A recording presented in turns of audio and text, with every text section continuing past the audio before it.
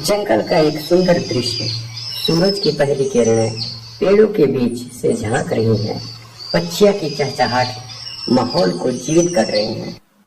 रानी खुश होकर गाते हुए, सूरज निकला, सुबह आई, चहक रही मैं उड़ने की बारी। रानी पेड़ की शाखा से उड़कर आसमान की ऊंची उड़ान भरती है।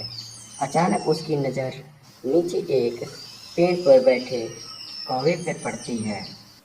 फिर रानी बोलती है, अरे यह तो वो कल्लू है, वह अकेला क्यों बैठा है।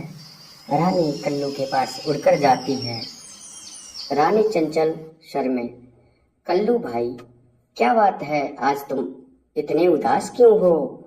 कल्लू, रानी मैं क्या करूं, आज मैंने कुछ नहीं खाया। पूरे जंगल में खाने की तलाश में भटका पर कुछ नहीं मिला। अरे बस इतनी सी बात है, तुम चिंता मत करो, हम साथ मिलकर कुछ ढूंढ लेंगे।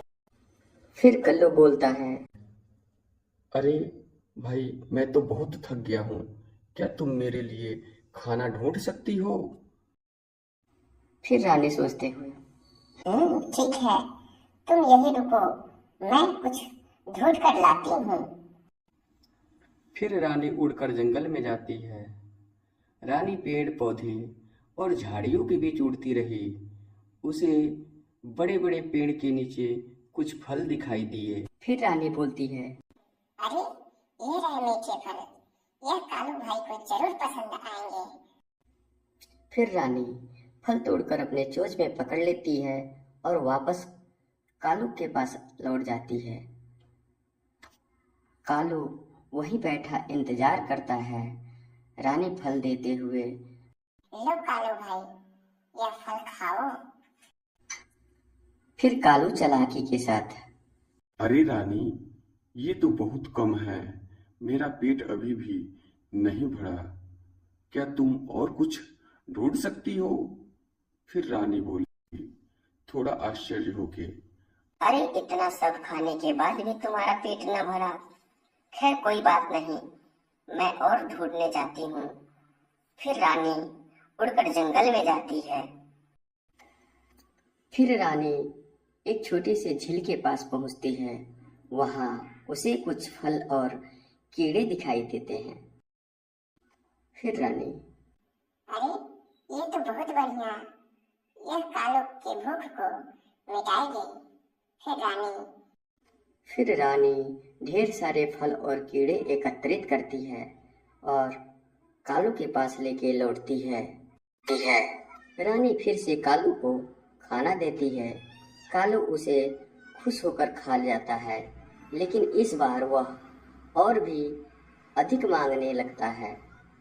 कालू, रानी ये तो बहुत कम है, मेरा पेट अभी भी नहीं भर पाया। रानी, कालू भैया, ये तो बहुत काफी होना चाहिए था, तुम्हें सच में क्या इतनी भूख है। फिर रानी को शक होता है कि कालू उसे बेवकूफ बना रहा है।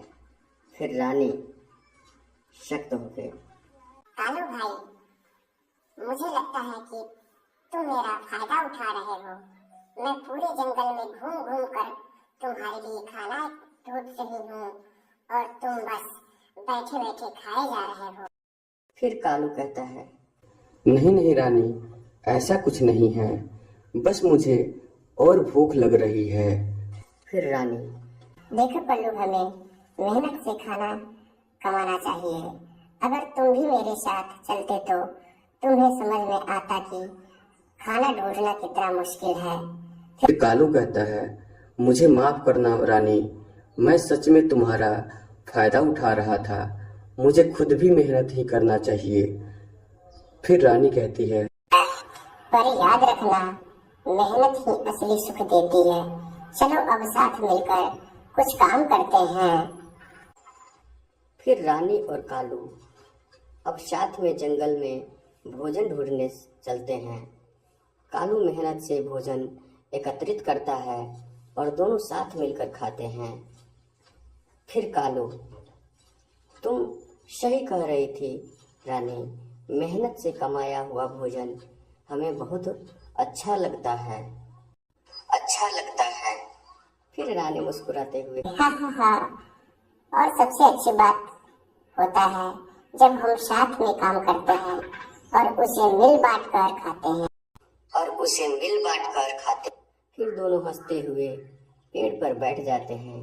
इस तरह कालू को मेहनत की अहमियत समझ में आई और उसने लालच छोड़ दिया। रानी और कालू अच्छे दोस्त बन गए और हमेशा साथ मिलकर